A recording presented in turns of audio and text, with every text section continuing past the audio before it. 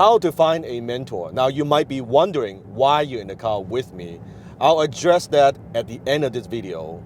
For now, that's one of the most common questions I get from people. Dan, how do you find a mentor?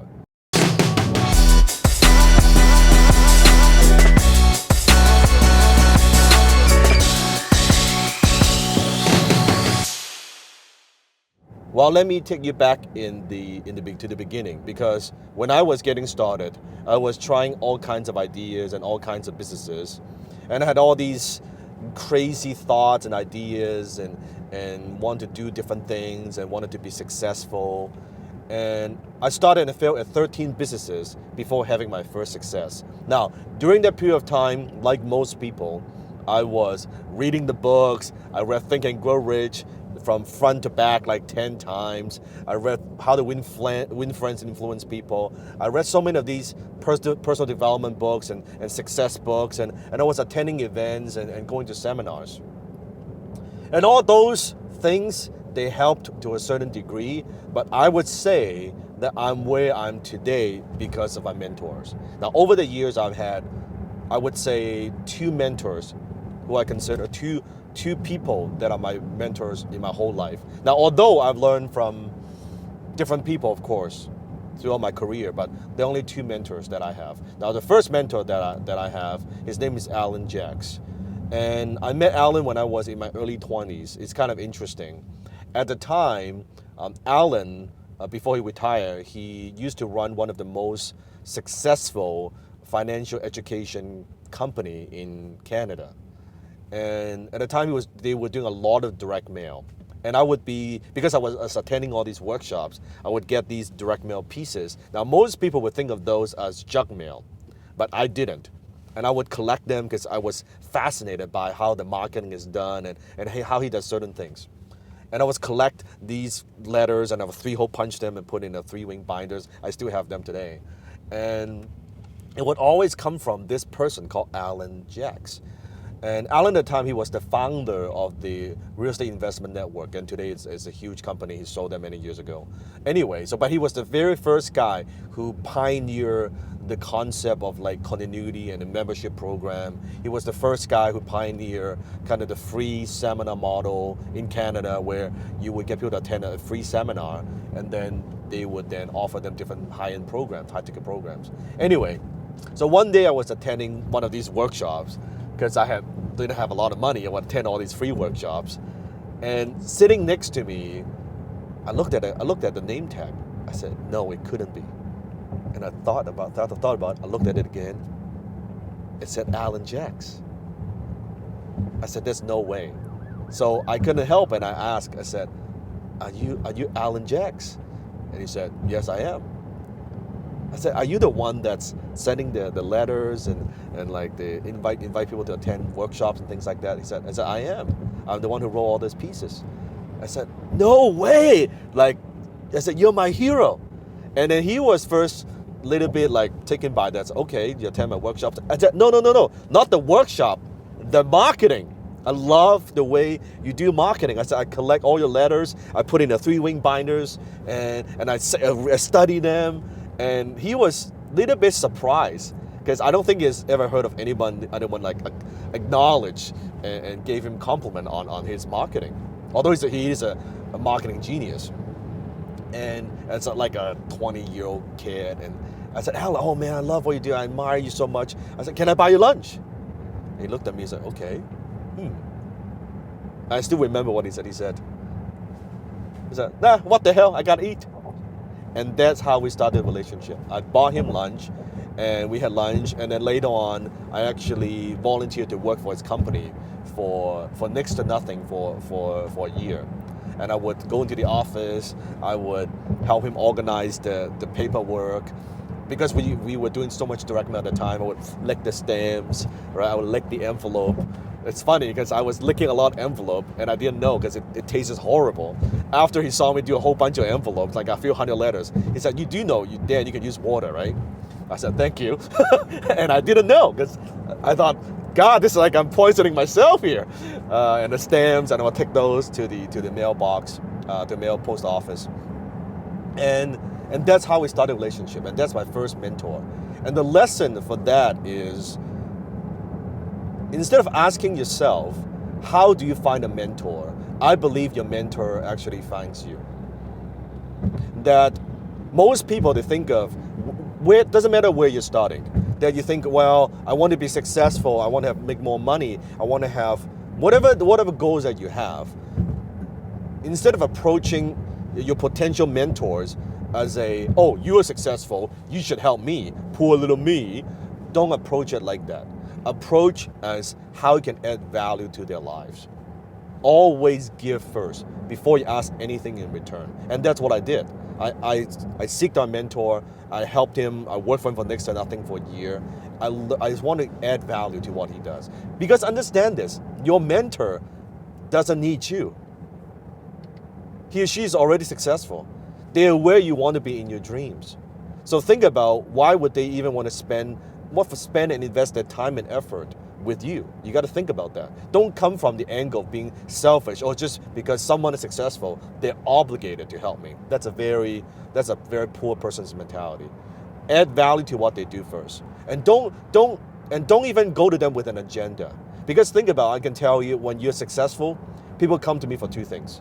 Either they come to me for money, or they come to me for a job. You don't want to go to your mentors with either of these two things, because then they'll categorize you as, oh, this guy just wants something from me, or that he just wants money from me, or whatever the agenda. But versus with Alan, I just say, I just want to learn, and at the time I said, anything I can do to help, and he gave me more and more and more responsibility, and he trusts me more and more and more over the years. And then later on, he would just say, you know what, you're doing all these admin work, why don't you help me do some of this marketing stuff? And he started showing me, how do you write copy? How do you communicate? How do you use words to influence people? And that's the year that changed my life. And that's my first mentor. Now my second mentor, and some of you may know if you follow my work on YouTube channel, his name is Dan Pena. And I met Dan kind of through his work. I bought his book on eBay, and through that period of time, and now both have been my mentors over a decade now. And Dan, of course, taught me different things. Maybe I'll make a future video about my story with Dan. I call him Big Dan, Mr. Pena. And so what I'm saying is this: when you seek your mentor, you want to find someone who you respect. You want to find someone who you resonate with.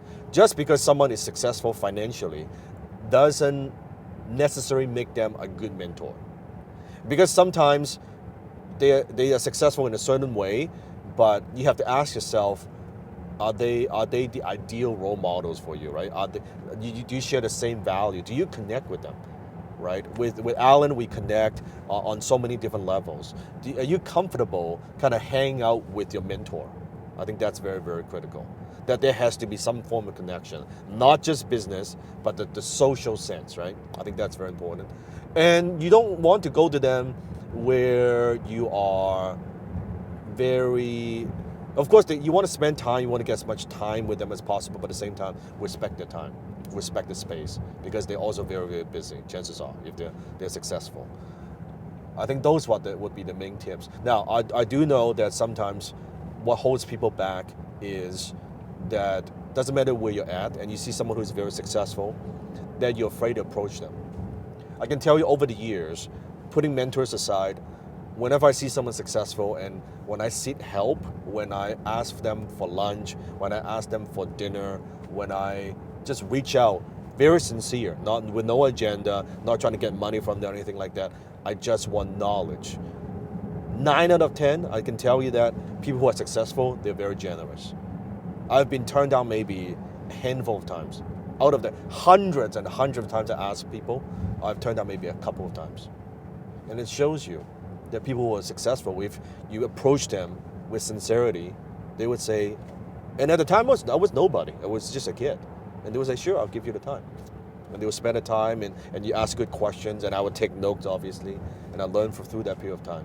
So those are good. So don't be afraid to ask. That's what I'm saying. Don't be afraid to ask. When you find that mentor, when you find that person, when you find the mentor that you know, this is who I want to learn from, you go all in.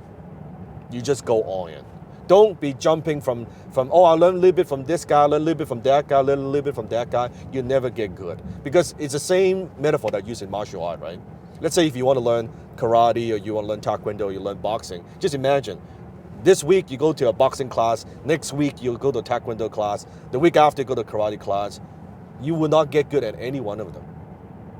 It's impossible. But when you find something, say, you know what, I want to learn Kung Fu, okay, I learned from one instructor, and usually you look at martial art, they stay with the instructor for years, sometimes decades, to learn and master that art. And the same in business. People somehow in business, they think they can watch a fucking YouTube video. Oh, I watched one video, I understand this guy, what he's about. It's ridiculous if you think about it. But that's how people think nowadays. And or they watch one video, they assume a certain things about you.